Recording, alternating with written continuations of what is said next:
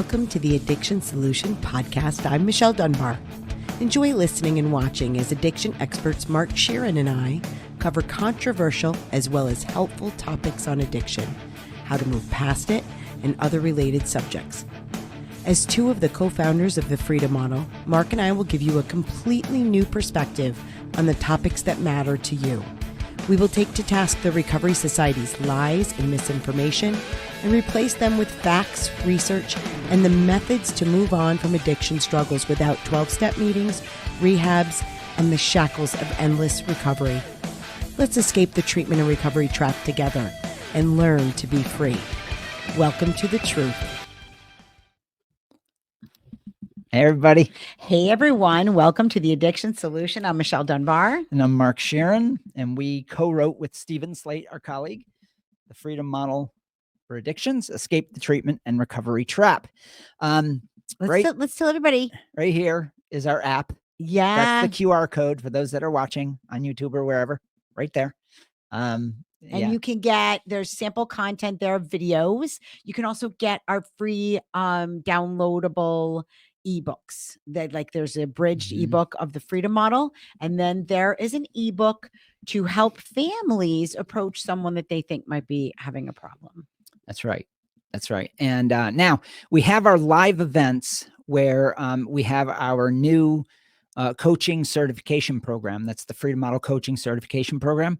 And to learn more about that, we have live events so some people want to be coaches, or they're not sure if they want to be a coach. They don't know what the opportunities with the Freedom Model are for them.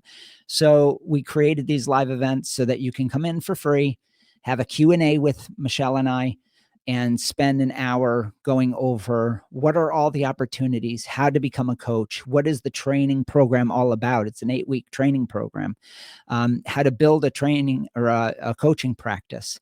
And so all of this stuff is covered, our methodology and all of it in the training. So the live event covers a lot of that. And to be a coach, you're not going to be working for the Freedom Model. You're going to remain independent. Mm-hmm. So you can incorporate it into a therapy practice you may already have, or a coaching practice you may already have. You just learn the Freedom Model method. You'll have access to all the Freedom Model products. And yeah, it's pretty tremendous. And you'll also learn at those live events other ways you can get involved in our movement. So yeah, so we have one every week for the foreseeable future. Go to thefreedommodel.org/live. I think it's live-events. Yep, it's live-events. And you'll see the next several that we have coming up. So, all right, what are we going to talk about today? I had a really wonderful coaching session yesterday with a really nice woman, and something came up in it that I don't think we've talked about. I'm not sure in a very long time, if ever, that we've talked about it. And that is, there is, a lot of times when I work with, or both of us work with people, when we're trying to figure out the benefits, trying to figure out why people do what they do, a lot of times they're like, well, I just really love this thing. I really love the pleasure of it. I love wine, and that's why I drink 2 bottles of wine a night. But there is a difference between loving the taste of wine and loving the act of drinking. Yeah, and so we have to kind of define what Michelle is talking about here. So there's I'm going to switch gears. We did a podcast not that long ago about how you can actually become driven into behaviors that on the outsides are seemingly really terrible, and yet you stay in them. Right. And a good example of that is like a really bad abusive marriage where maybe there's violence and things like that going on. And so people say, well, I love this person, and that's why I stay. And I believe that that's true. I believe that that's true.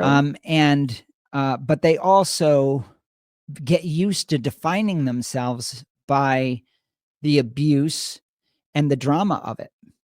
And in a lot of cases, not all cases, but in a lot of cases, they like the whole package of crazy.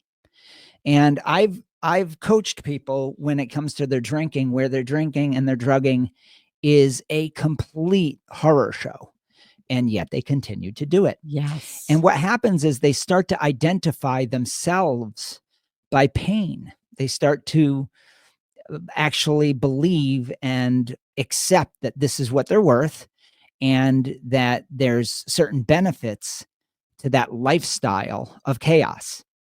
And they'll repeat it over and over and over again. So it's a whole package deal. And I think that that's what Michelle is talking about, is this active drinking. So we'll keep it in that sort of narrow band. The drug taking, we'll just say drinking to make it easy to talk about. But I think it's there can be a lot to that. There's a lot to that. It gets very confusing, especially when sometimes the benefits that you see in it seem counterintuitive. They seem like for example, the benefits could be, well, nobody expects me to be responsible. Yeah. Where Yeah. I get to check out. Like people's expectations of me are lowered.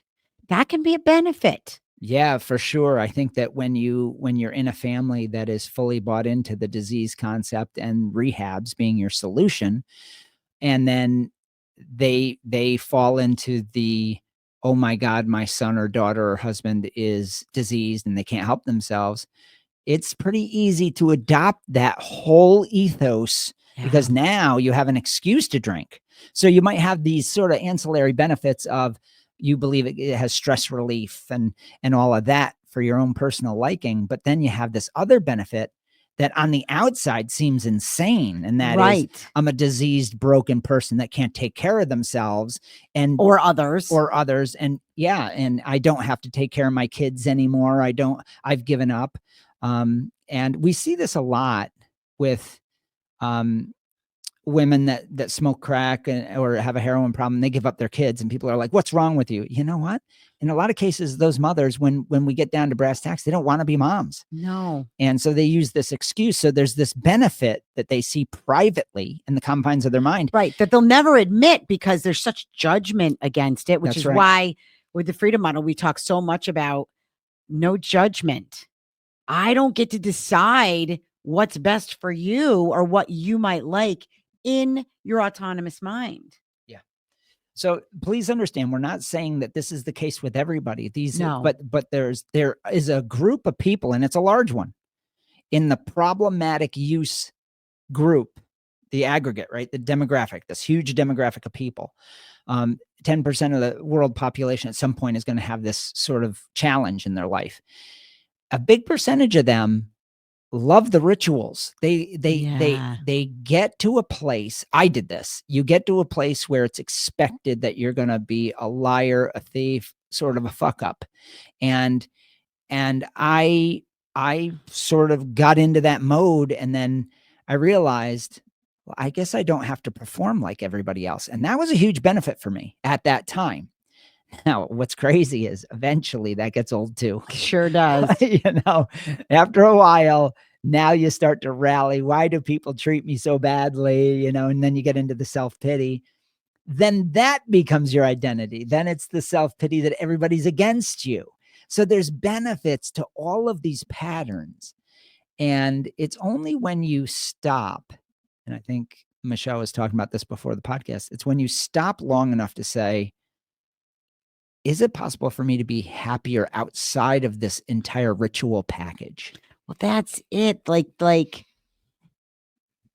I've used the example in my coaching of giving up smoking, right? I was never a smoker per se. When I was young, I was an athlete. And then I went to AA. Everybody smoked. Like smoking meetings, you left smelling like smoke, more so than the bar even.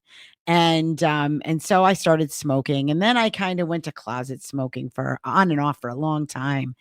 And I never liked cigarettes, really. Like I could say I never really liked cigarettes. The sucking smoke into my lungs felt painful, uncomfortable. It was never that. And when I really stood back and looked at what do I like about this without judgment, it was the entire ritual of it. It was that I kind of felt a little bit like a badass. And then it was also you kind of feel a little bit sophisticated because when I grew up, that's Virginia Slims commercials. Remember them? Yeah, that was the marketing. That was Yeah. the marketing. Women are sexy, men are rugged, and tough. And so I would play that kind of role.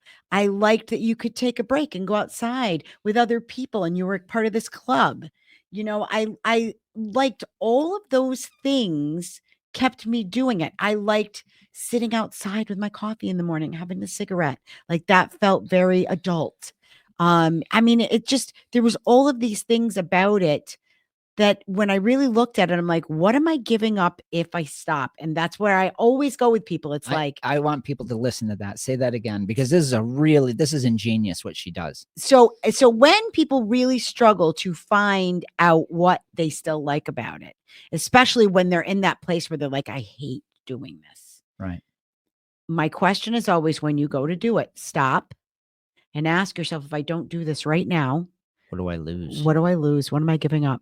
And that is one of the most brilliant things because it immediately identifies A benefit. a benefit. You know, I'm going to give up this time to go outside and get some fresh air. Well, I don't necessarily have to give that up. I can go out and get fresh air without having a cigarette. right. I mean, like it illuminates that reality of yeah, and then you can challenge it because you're not going out to get fresh air. What you're doing is you're going out to have a break. Yes. And then you go, oh, maybe I break. can have a break without it. Yeah, maybe I can have a break without it. Maybe I don't need this, So when you identify things by what do I lose by quitting? Yes. What do I lose by quitting? And I'm telling you that when Michelle first started doing that, I don't use it as much, but I'm going to start using it more. I'm glad you reminded me of it. I use it in almost every coaching It's session. freaking smart, man. Because most of the people that I work with have been through the treatment ringer. They've been through 12-step programs.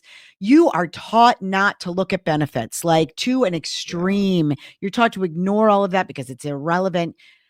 It's the most relevant thing. It's the only thing that matters. That's right. Because your positive drive is pushing all of this along. And if we don't really look at why am I in this relationship? Why do I like beer? Why do I like liquor? Why do I like heroin? Why do I like sticking needles in my arm? And if you don't stop long enough and have some technique to figure out what the benefits are, you can't challenge the benefits and change it. No. The only way to change any behavior is to challenge either the validity or the value, the validity and the value of those choices. And yeah, that's brilliant stuff. So smoking is such a great one because it's so uncomfortable. Yeah. It takes a lot of work when you first start smoking, usually as an adolescent, to get good at it and destroy your lungs enough that it takes the smoke. That you're not choking and gagging when you do it. Right. Yeah. Your body rebels against poisoning itself. So, and then you dive into this mythology and ritual, this religion of smoking. And the religions, these are belief systems. And that is, it takes my stress away. It gives me this time to myself. And you don't need a cigarette to do that. No, not at all. It's really interesting, Now, bars are filled with people doing that with alcohol. And yes. And used to be cigarettes, but the point is they're filled with all kinds of these motives with a prop. So drugs and alcohol are props. They're not doing the things you think they're doing. That's all you in your ritual and in your interpretation of the physical effects of these substances, these poisons. So you take these poisons into your body, these substances, and then you interpret that physical experience and attach a bunch of mental and emotional value to it. That's it. And they're props in your theater. In your ritual theater. And so let me go back to what I originally said. And what I said to this student the other day was, There is a difference between, like, let's use food, for example, because this is another thing that many of my students struggle with. And that is, have you ever really met, I mean, yes, there are overweight chefs, but if you look at foodies, people that really, really like food and they really get into it, and most of them are not overweight. And the reason is because when you love something, genuinely have an affinity for it, you don't abuse it. You respect it, right? So I do really like wine. And I'm not like smart about wine and I don't get expensive wine or anything like that, but I like a nice glass of red wine. And I like it with, and I'll drink red wine with chicken. Like I don't have to pair it or anything like that, but but I like it and I savor it and I enjoy it. And that's it. Like I don't love the act of drinking. So, or the act of eating. And I realized when I was using food for things it couldn't do for me, it was about eating, not about the food. Right. It was a multifaceted fascination. It was using it as a prop. Right. Right? For all these emotional reasons. Yes. And so let's make the distinction, the really, really detailed distinction. The food itself is like a substance. It's a physical thing That you're ingesting. And so it has no capacity to give you these emotional accolades. It's the comfort foods, right? Everybody Yeah. calls them comfort What foods. great marketing. Yes, absolutely. So we do, in the book, we talk about it. It's all learned connections. You're taking life troubles, fantasies, all these ideas about food, about cigarettes, about substances, about sex, about pornography, about whatever the fetish is. And you're breathing life into it in your mind. And then you attach that meaning to an object. Now, this is important. The object, whether it's pornography pixels on a screen or heroin in your bloodstream, is a thing. It has no sentience. It has no ability to go into your mind. And I say this on a lot of podcasts, but it is the crucial point. When people realize this and really realize it and go, oh my God, all right. So this thing, it's not making me think this way. It's not lowering my inhibitions. It's not making me more sexual. It's not creating an orgasm. It's not doing any of those things. It's giving you a physical sensation, or in the case of pornography or something like that, it's light pixels, visual stimulus. Visual stimulus. And then it's just a matter of how do you interpret that experience? That's it. That's your religion. Which happens in your mind. That's right. So you give it meaning. You are a projector projecting your own meaning into that object, but then you give the object the credit. That's where shit gets weird.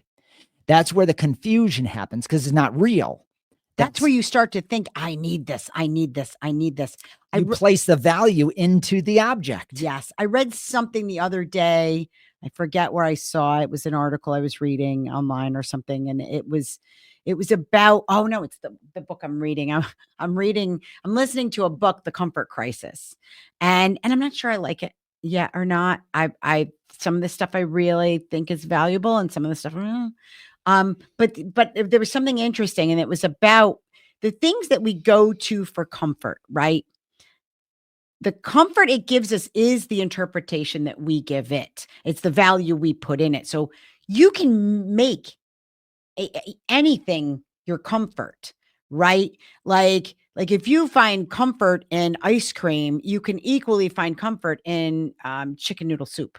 Like if you find comfort in a glass of wine, you can equally find comfort in a glass of juice or a glass of milk or a glass of water. Yeah, people do it all the time. Yeah. So it really is the value you attach to it and the meaning that you give it. We're not saying that seeking comfort is a bad thing. It's a natural thing. We all do it. But when you continuously go to the same thing, what happens a lot of times, so we build this value in it, but when we start to seek comfort to the exclusion of everything else in our life, it's not comforting anymore. Right. Right. Yeah. And that's the term misattribution. So when you give the credit to the Exactly. object, we're going to call it a fetish object. That's the way in our PMO course, we talk about it as a fetish object, but heroin is no different. It's an object in your bloodstream and it makes your head feel funny. Right. And, but that's physical. All the interpretation is you. And once you start to interpret it as the only way that you can be happy, all that tells us is that you've taken the marketing of drug cartels and you believed it. Yeah. You believed in product marketing. Yep. And that's okay. You can believe it, but it's not true. It's not factually correct. What is factually correct is heroin makes my nerve endings numb, essentially. Yeah. Right? Physically. And then I interpret that as an emotional experience because I choose to do that. And when you understand that, you can ask yourself, do I want to continue to give credit to the heroin for something I'm doing? Or do I want to take responsibility and say, maybe I don't want to give a lot of my time and money into something that isn't actually providing me this benefit. Yeah. I mean, if it's me all along, now you can also say, I like the physical sensation, which you probably do if you do it a lot. I like the physical sensation, but if I take away my interpretation that it takes care of my stress and my bills and all, and it's a warm emotional blanket. It's my escape. Right. It's my escape. And I separate that out and I put that over here because it's not factually correct. Then what are you left with? You're left with a drug experience, a substance object in your bloodstream that makes your nerves numb physically. Nothing more, nothing less. We're not saying that it can't kill you if you take enough of that substance in your body, like alcohol or any drug or any substance for that matter. Water, you can kill yourself with water, by the way. Yeah. If you take enough of it, is that experience really important to me physically? And then you kind of go, it's kind of lame. I don't like feeling numb all the time and nodding out and feeling stupid and like I can't process well. That's not that exciting. Slow. But if I attach the marketing speak and I start to experience that as my escape, then you create your escape.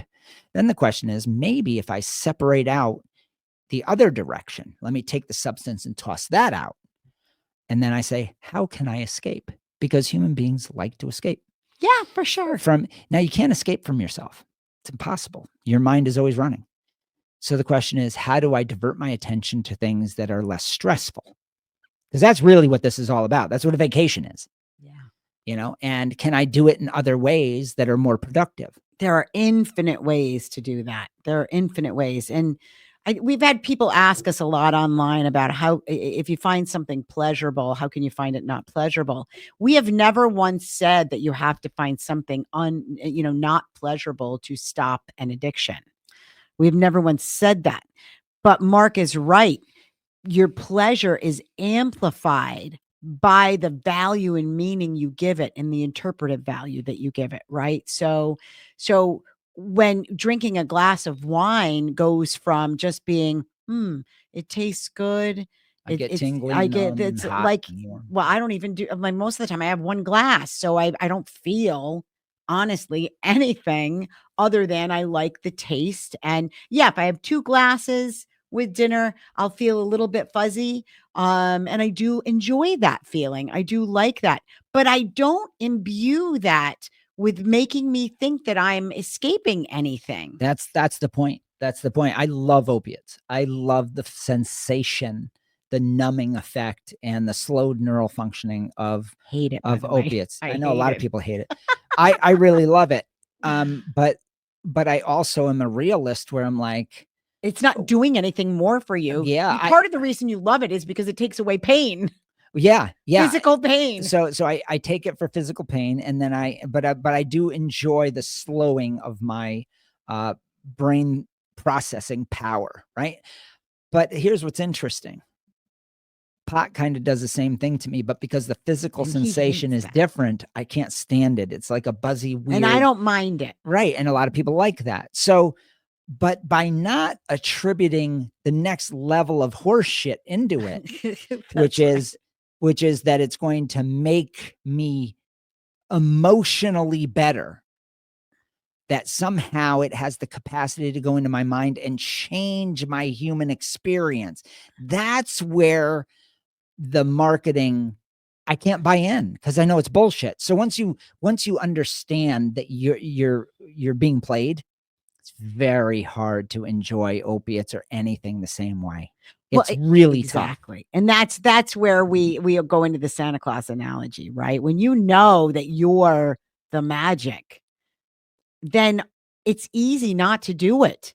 And it becomes, now that I know, I mean, there was a period of time in my life when I genuinely thought I escaped when I would get hammered, when I would get drunk and high, so high that I didn't really know where I was and I would black out. Like, I genuinely thought somehow I was escaping. But when I looked at it realistically and my crazy antics in those states, I wasn't escaping anything. I was creating a world of chaos. And so when the illusion was completely busted, there is literally nothing, no value I see in being intoxicated anymore. Yeah, then it requires, if you're an experimenter with substances like we've been our whole lives, really, because this is what we do all day, is think about this shit. Then you like in my case with the opiates, a great example. So I take opiates only when I have pain or something like that. And because I know that it's not going into the metaphysical realm and is a warm blanket for my emotions or any of that bullshit, I enjoy the lack of pain. And then I might allow myself to go into a fantasy realm while I am dealing with whatever the pain is. I mean, I take opiates once every 10 years or something now, because it's only when I like break an ankle or some shit.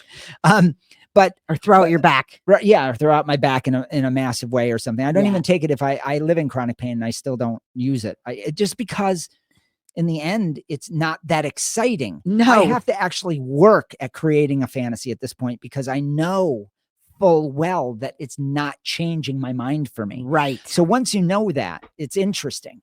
So I'm going to use an analogy that I use in coaching. When I'm coaching people, they're going through this process of trying to figure out mind, brain, body experience, stimulus, all these things that we're talking about, because they're completely confused on all these factors. And I say the best way to explain it in an analogy is, you're the director of a play. The play is life, but you are the director of your play. No mistake. Like, I am the director right now of my experience. And then let's say this was filled with whiskey. This is a prop. It's a prop that has meaning to me personally. Now, I may have taken in information about whiskey, let's say, when I was 18, that it makes me fight better. It makes me have sex better. It makes me more outgoing. It makes me have the ability to be more social. And so this prop, when I drink it, right, I take a sip, I feel the heat, I feel the numbness in my skin as alcohol, as acetaldehyde, it poisons my body. And as that poisoning is happening, that's a prop that I've used to now say, I get to go have courage and fight. I get to go have courage and talk to that girl. I'm directing a play. All right. I'm directing a play. This is just a prop. The poisoning is a prop. It's an experience, just like I might experience the other actors in the play, at 18 in my basement bedroom and some place in Florida, some bar I was at or wherever. These are all plays, and I'm projecting meaning into the play all the time. Now, that's what human beings do. Every day of their lives, they're projecting, like a giant projector, the meaning of everything in their existence. And so these are just props. They don't actually make you different or make you do things, because they don't have sentience. The only thing that has sentience or the ability to have consciousness is you. There's only you and you.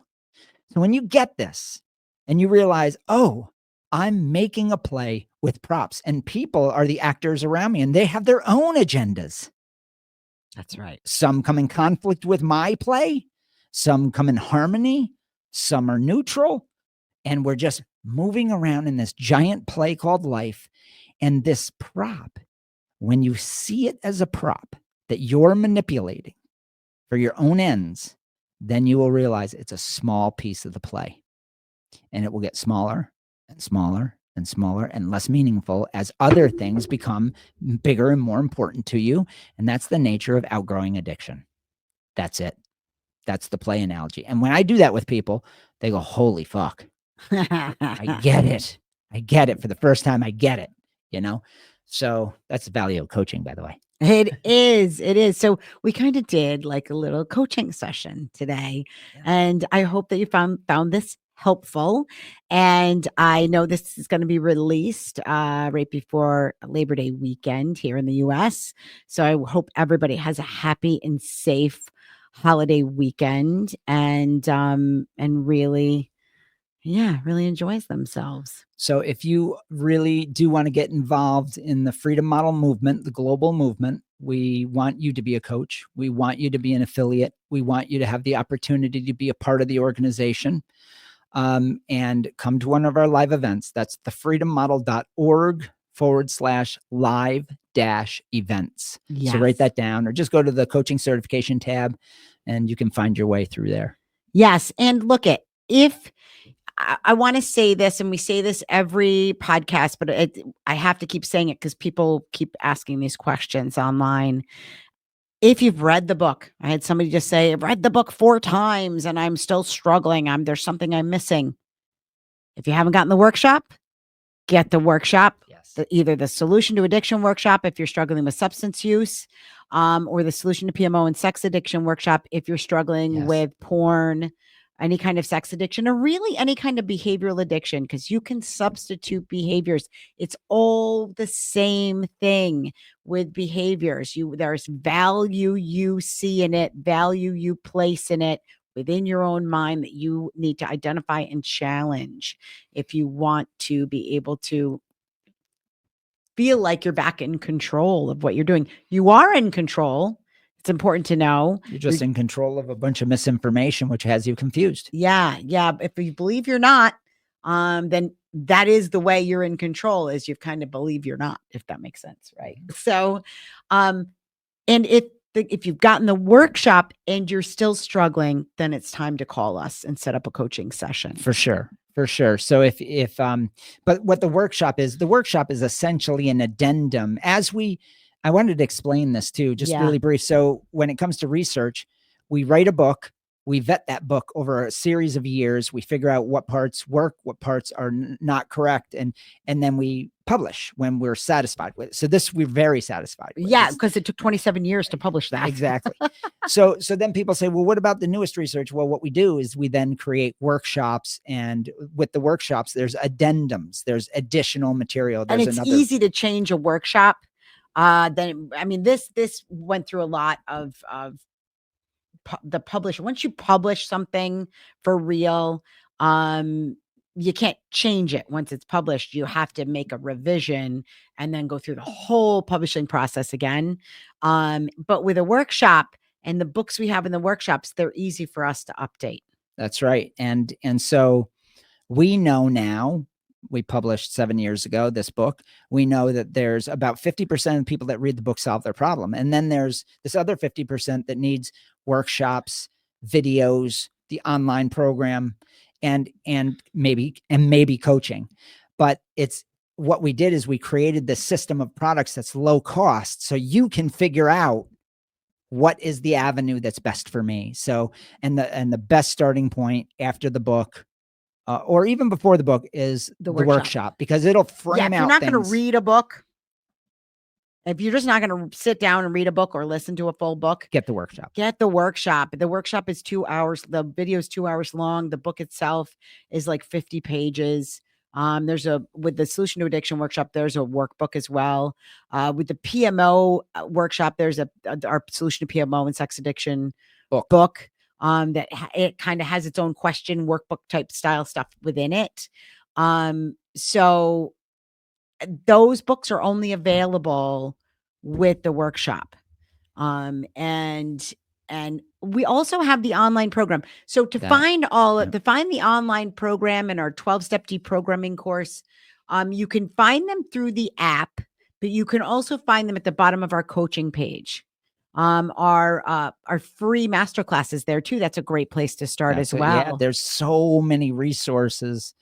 The online program, I think, is the greatest resource of all. If you're the type of person that's a YouTuber and you really learn through video and that's how you learned and you're younger, that's a real common thing nowadays. The online program may be exactly what you need. And that's membership based. You buy it and then you can re-up each month. And it's got over 170 video tutorials on every topic in that book and more. Yeah, so you can there's one price for the first month, and then for each additional month, there's a small subscription fee, and it includes you can talk with us once a month at the last Wednesday For of 2 every hours. month for up to 2 hours. You can ask us every question you want. It's tremendous. So it's kind of like at the end of every month, you have a coaching session that's included with It's that free. price. Yeah. Yeah. It's basically $50 a month. Yeah. To talk with us. That's a good point. Yeah. So yeah. I hope you all have a great weekend, and we'll see you in a couple weeks. See you in a couple weeks. Bye.